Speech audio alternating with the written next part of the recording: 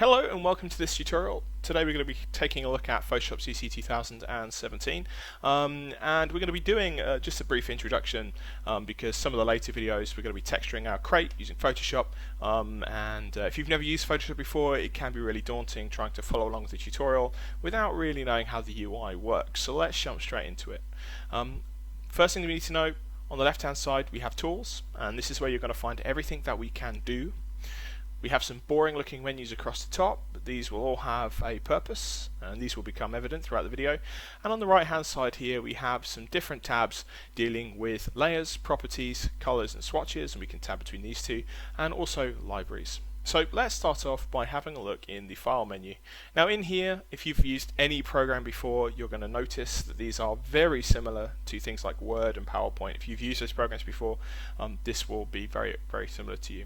Now next to each one of these instructions, you'll notice that we have a shortcut key. And this deals specifically with this instruction. So if I want to create a new canvas, I can just press Ctrl N, Ctrl O. For the most part, I try and keep the use of shortcut keys in new bits of software limited, because I've had students before that have been trying to use the shortcut keys, which is great, but then they kind of they press the wrong button, or their fingers slip onto a P instead of an O, and then they end up with something crazy happening that they're not comfortable fixing. So please make sure that if you're going to use hotkeys that you get used to the UI first, work out where everything is just in case something goes wrong and you have to fix it. Now we're going to click on New, and one of the new additions to Photoshop CC 2017 is this really annoying, in fact, pop-up box. Now if you're used to CC 2015, this will be completely alien to you. We did have a box that was very similar to this, but it was a little bit more complicated to use, and actually most artists like things to be really complicated because then they look really tough to do. First thing you'll notice is that we have a series of options across the top here. We have photo, we have print, we have art and illustration, web, mobile, film and video. And as we click in these, you'll notice that these are basic sizes for these particular industries. If we quickly just stay on recent, you'll notice that I've got three options here. You probably will have none. Certainly if you've never used Photoshop before, if this is the first time you're opening it, this will definitely be blank. One of the great things that Photoshop will do is it will remember the canvas size that you last created, and eventually this becomes really cluttered. But certainly if you're an illustrator and you have a very specific canvas setup that you like to use, and you know, for thumbnail sketches or anything like that, these can be a really useful feature to have. Now, having shown you very briefly the photo menu, print, art, illustration, web, mobile, film and video, I'm going to tell you that for the most part we're not going to be using any of these across the top here. We're going to be using this section here. Now this section deals with custom canvas sizes. Now for the most part we're going to be working in pixels. However, if you're used to working in centimeters or inches, if you just click on pixels here, you'll notice that we still have those options available to us. In fact, I think the default is centimeters. So if you see centimeters, please change it to pixels. This will become really important in later videos, so just make sure you always check pixels is selected. Now the width and the height deal with the number of pixels or centimeters or inches that this canvas is going to cover. Now the reason it's important that we change from centimeters to pixels is because a lot of the pixels sizes we're going to be working in are things like 512 by 512, and if you have centimeters enabled when you do this, and we type in 512 by 512 here, you'll notice that when we switch to pixels, this is actually vastly more than 512 by 512. This will actually cover 5 meters. So it is really important that when you're dealing with resolution, that we are using pixels. And nearly everything that we do from a digital point of view will be pixels. Now, the next thing I want to talk about is orientation. Most people already know what this is, but just in case you don't, this basically essentially deals with the orientation of the canvas. Do you want it landscape, i.e. on its side, or do you want it portrait, i.e. on its front, or on its up and down? Now because we're using square sizes, so my width and my height are the same, the orientation is kind of irrelevant. We're really not going to have to worry about this, but if for whatever reason we were using 1024 by 512, suddenly then the orientation matters, and you'll notice that as we switch that, the height becomes the longest side in orientation for portrait, and as we click on landscape, that switches. So it is quite helpful, it is quite intuitive, it's quite tough to accidentally produce something that you're not looking for. So let's have a look at the sections down here. For the most part, we're going to be using pixels per inch. I think that the default again is pixels per centimeter. Again, make sure that we change this to pixels per inch. If you're used to working in Photoshop, this will be something that happens, and I tend to work in 300 pixels per inch. It just tends to work for me. It's something I've always worked in. We can also change color mode. Now I could sit here and talk to you for hours about different color spaces, but for the most part, anything we're going to do that's going to be viewed on a screen, we're going to use RGB. RGB are the three colors that make up most light, in fact all light. And CMYK is a separate color space that deals with print. Most printers use cyan, magenta, yellow and black, and that is what these letters stand for, except K. I'm not quite sure where K came from, but let me know in the comments down below how black equals K, and you know, I'll do a video dancing or something if somebody can answer that, because I have no idea. The next option is the actual depth of that particular color mode. So for the most part, we're going to be staying with 8-bit. If you use Substance Painter at all, this will often change to 16. For today, we're just going to keep it at 8. And we can also change the background contents. But the most important thing by far in here is this top option here. This is going to rename this. Now I'm going to call this Crappy Test Canvas, and I'm going to click Create. I'm happy with all my other options. If I click Create, I end up with a nice canvas here. Now you'll notice as I click Create and my canvas appears that I end up with something up here. We didn't have this before.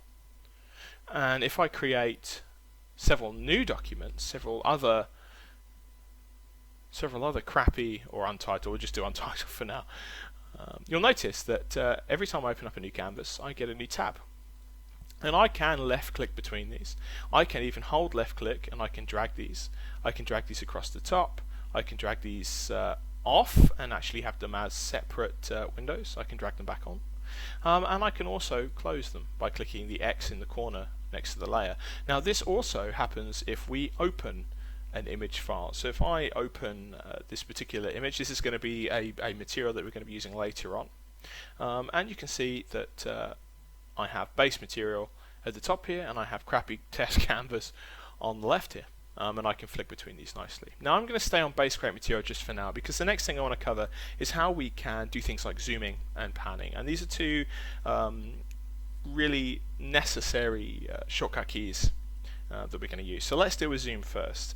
Now in nearly every other package, zoom is wheel mouse in and out, but as I flick my wheel mouse forward and back, nothing happens, and this is because in Photoshop, much like Maya, in order for us to do something we have to hold Alt first, and if I hold Alt and I scroll my mouse forward, you'll notice that the canvas gets slightly larger and larger until I'm seeing the pixel grid. If I zoom back, I end up with the same process, just in reverse.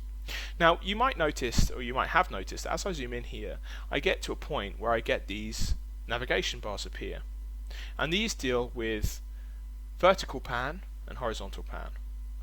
Oh, don't want to do that. And we can move these left and right, and we can also move them up and down. Now I don't really like using these. They can be quite time consuming, and as you saw there, I accidentally clicked on my canvas and Photoshop nearly killed itself. So there is a really simple tool, a really simple hotkey we can use that will pan without us clicking any of these buttons. And instead of pressing Alt and left click, this time we're going to hold space. And you can see as I hold space that my cursor changes. I now have a hand, and if I left click I can actually drag this canvas around. Now be careful, it's sensitive. For whatever reason they have a physics slider, and as we left click and we drag this, it sort of slides a little bit. I'm not quite sure why that is, but just bear that in mind. It's quite easy to lose your document into the corner, especially if you've got a really sensitive mouse, so just bear that in mind. Excellent. So that's how we transition, and that's how we move. So let's have a look at some of the other options across the top. The next thing I want to have a look at is edit, and I only want to have a look in here for one reason and one reason only, and that is to show you undo, step forward and step backwards. Now there is a big difference in Photoshop between undo and undo in other packages. In other packages, when you press Ctrl and Z, you will go back through the processes that you went through until you run out of undos. Now undo in Photoshop works a little bit differently. If I switch to my Crappy Test Canvas and I just use the pen tool just to kind of create a shape here, if I press Ctrl Z it removes it, but if I press Ctrl Z again it brings it back. And if I make a few more options here, I've made a real mess of this and I want to undo everything. if I spam Control Z, it just undoes and then redoes the last thing that I did. So in order for us to actually undo all of this, instead of pressing Control and Z, we have to press Control, Alt and Z, and then we can undo everything that we have done. Now, next I want to have a look at the image layer, and to do this I'm just going to flick back to my base grade material, and I'm going to open up image and let's have a look at some of the modes. Now, we've already briefly looked at some of the modes. These are the same modes that were in the new file dialog box that popped up. We are RGB, so that's ticked. For the most part, we're not going to really need to transition between these, but if for whatever reason, when we get down to this section, if 8 bits isn't enough, then we can move up to 16, and 32 is nearly always too big. So just bear in mind that some options and some features will not be available in the 16 bits option. So for the most part, we're going to be keeping everything at 8. Now, the adjustments menu is really good fun. I suggest that you, in your own time, play around with all of these. But if I just show you one, if I just show you brightness and contrast, for instance, if I click on brightness and contrast, I have a slider, and everything in this particular options here, this particular menu, deals with us changing the layer that we have selected. So we can reduce the brightness, we can increase the contrast, and we could do all kinds of things. We can also turn the preview on and off, and we can also cancel. But if we have a look at some of the others, there's levels, curves, exposure, vibrance, hue, saturation. There are absolutely loads of these that we can use. There's also desaturate, which makes everything grayscale. This is really useful, and this will be useful in a future tutorial, so stay tuned. For the most part, anything that deals with layer manipulation on a large scale, you'll find in adjustments. Now, I'm going to ignore every single one of these until we get to filters. Now, filters is really good fun, and I really, again, suggest that you play around with a lot of these. And I actually just want to spend some time just showing you something called the filter gallery. Now, if you're used to using older versions of Photoshop, the filter gallery, I want to say in CS5 was moved or was introduced. But all of the things that used to exist in Filter that deal with things like brush strokes, the different artistic styles, have now gone into the filter gallery. And this is really great. If I have an image here, I can just click on one of these and it will change it. And I can also adjust the way that it's being changed. For instance, I can increase the brush detail, I can increase the texture.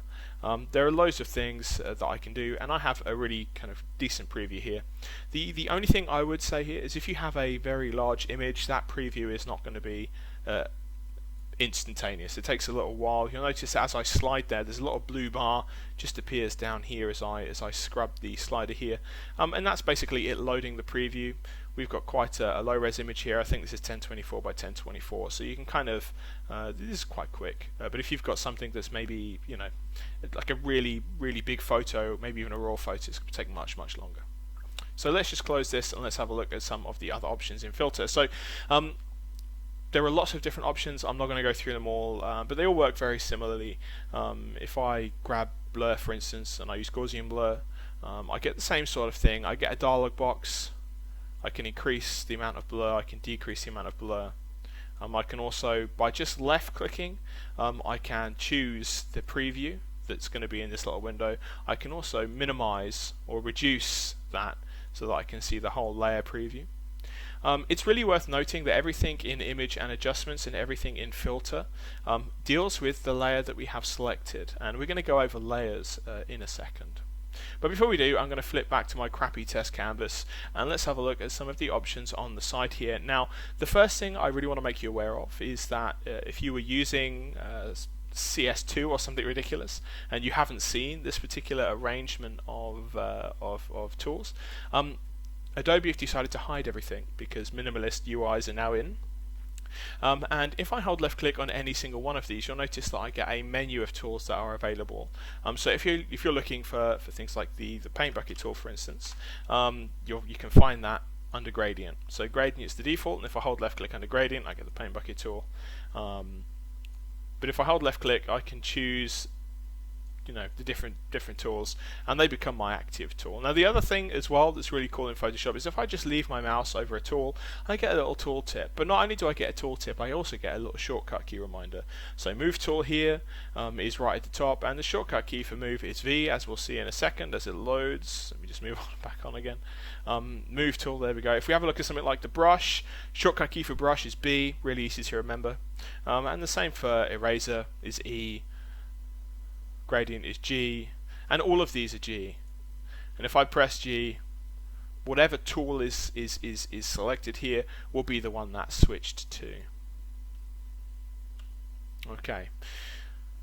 I'm not going to go through all of these tools, but you kind of get the point. For the most part, brush, fill, these are going to be the main ones that you're going to be using, but in other tutorials we're going to be going through some more of these in detail. Now really what I wanted to do next was have a look at some of the options over here, specifically dealing with layers. Now if you've never used layers before, this is kind of a strange concept, but we can build levels of detail on top of each other until we end up with something that looks really awesome. Now every tutorial that we're going to be doing from this point onwards, we're going to be using layers to create some really cool effects, and there are loads of really awesome things you can do with your layers. For now we're just going to deal with creating new layers and deleting them.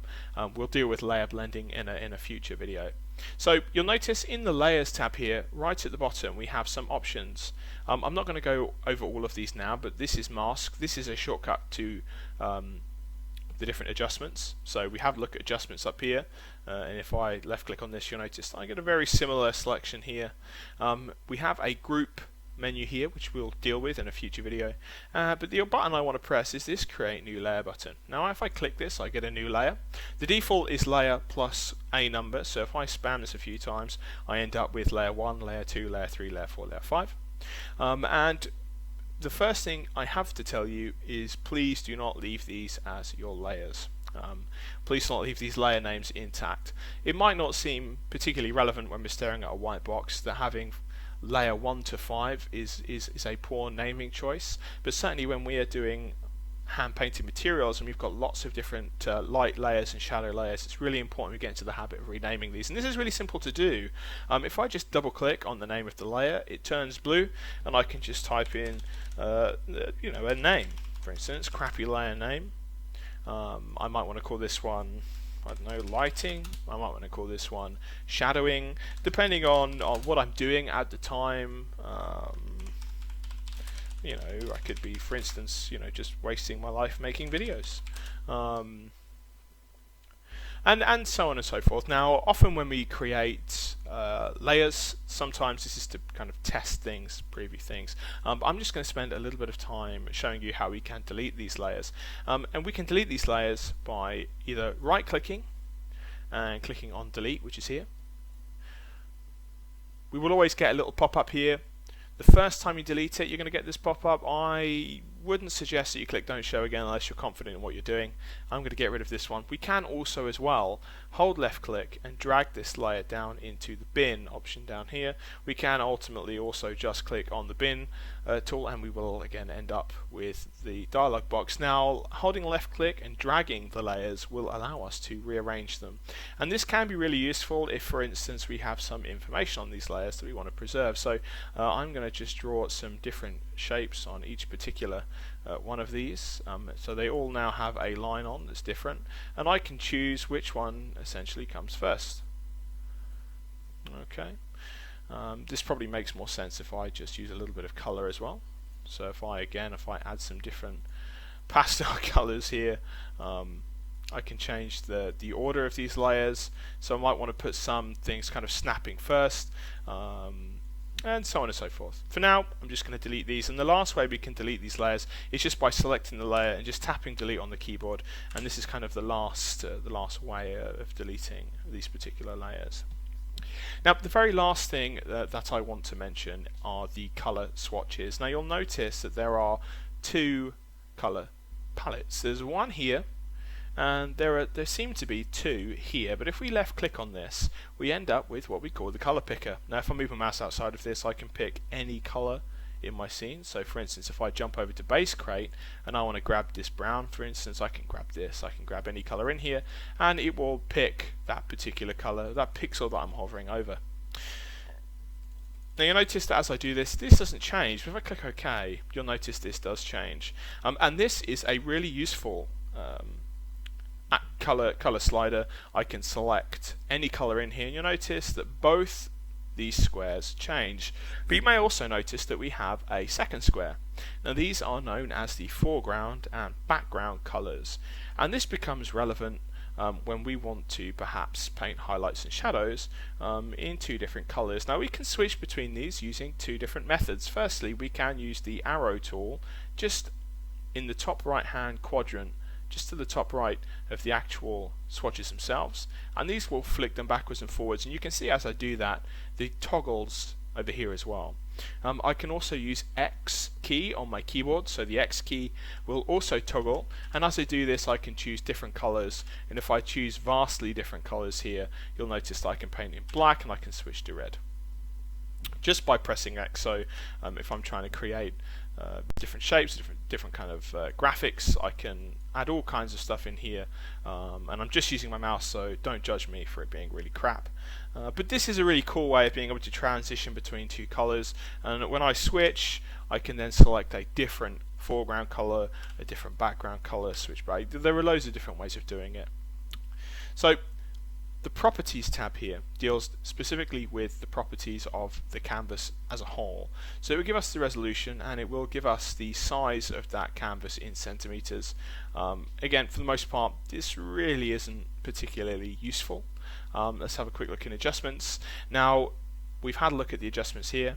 We've had a look at the adjustments here. Now, just in case, for whatever reason, those two are way out of your reach, these are, you'll notice as I move my mouse over them, the exact same adjustments that we find in the adjustments layer. So it's all about speed, it's all about being able to access these things really quickly. Now I'm not going to look at channels and paths in this particular video, we're going to do that in a future video. The last thing I want to cover in today's video is the concept of modular UIs. Now Photoshop has a modular UI, and what this means is that we can change pretty much everything about it. So for instance over here I have a layers tab. Now I'm not logged into Creative Cloud, so right now I don't need this. So if I right click on this and I click close tab group, it will remove that, and this will move over. Now this is probably the most common thing. When you're learning or you're trying to do something, or you're in close and you're working in a corner over here, perhaps it's very common for you to accidentally drag this off, and this becomes an annoyance because you can't really dock it anywhere. But essentially if I hold left click on this bar at the top, anywhere I leave it, it's going to stay, and this includes as well on other screens. So I've got a screen just to the right here, and if I move this off to the right you can't see it, but I can promise you it's appeared on my other screen and it will stay there. So this again can be really useful once you're comfortable with Photoshop. If you've got a dual monitor setup, you can have a lot of the options on your right hand screen. It will get in the way of Netflix, but it can be really useful, and you can just have the canvas on one screen. Certainly if you have a Cintiq or something like that, can be really useful. Now we can really mess up the UI. Every single one of these things can pretty much be undocked or moved in some sense, and if for whatever reason you end up in a really big mess, all we have to do is come to Window, Workspace, and Reset Essentials, and as long as we are in the Essentials workspace, we are fine. The only one it doesn't reset is the canvas, but this is easy. All we have to do is hold left click and move this back up to the top of the toolbar, and you'll see that I get a blue outline around my my dark grey box here, and that will just redock that for me. So the last little thing I just want to show you is this button over here. Now if I click on this, you'll notice that I'm in Essentials. We can change these. As I've said, if you're new to this, make sure you stick with Essentials, and as I showed you up here with Windows, Workspace, Reset, you can also do that here as well. So I hope this has been insightful, I hope this has been useful. If there are any specifics you want me to cover in more detail, please let me know in the comments down below. But until next time, have fun creating monstrosities in Photoshop. Goodbye.